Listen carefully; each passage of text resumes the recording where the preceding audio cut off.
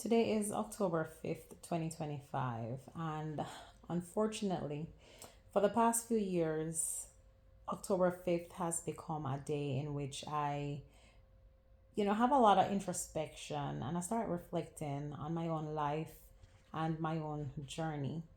And that is because one of my dearest friends, she was born on October 5th, but unfortunately, she took her own life in 2018, I believe. It has left a hole in my heart for many reasons, and I'll come back to that. Because around the same time that she took her life, I also had a fellow doctoral student who took his own life.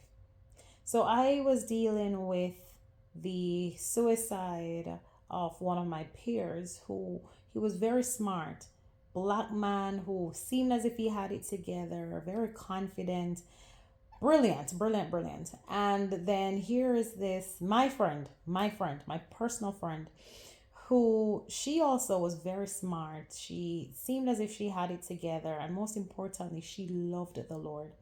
So for them, both people seeming as if they were checking all the right boxes, highly educated, pursuing their dreams, and at that moment in time, it kept bothering me. What was that trigger for them? For them to think that this was the end and they were not going further with us in life. And of course, it's not about what we think for those around us, it's not about what we feel, it's not about the family. It had nothing to do with external forces, but with everything to do with how they were feeling as individuals.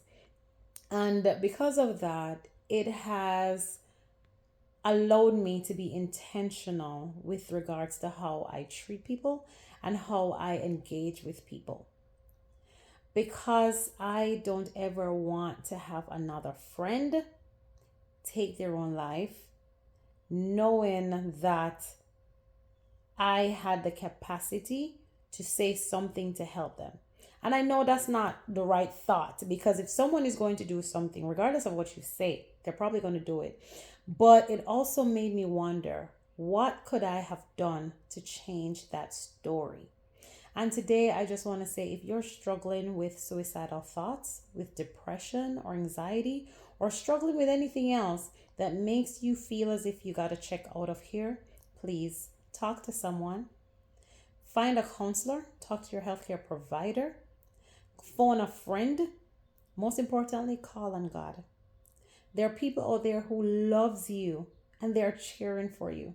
Sometimes it's difficult to see the support that you have because life has caused you to think that there's no one that can be trusted. And I want to challenge that thought, because sometimes we miss the quiet section. They're quiet, but they're cheering for you. You may not hear from them, but they're cheering for you. You may not talk to them all the time, but they believe in you. And I know that sometimes life may seem as if there's no way out. Sometimes it seems as if this is the worst thing that could happen. But trust me, trust and believe that it gets better. Today may seem bitter, but tomorrow it will get better. And sadly, tomorrow may not necessarily mean the next day. It may mean and the next month, the next 2 months, the next year, the next 5 years. Hang on, hold on.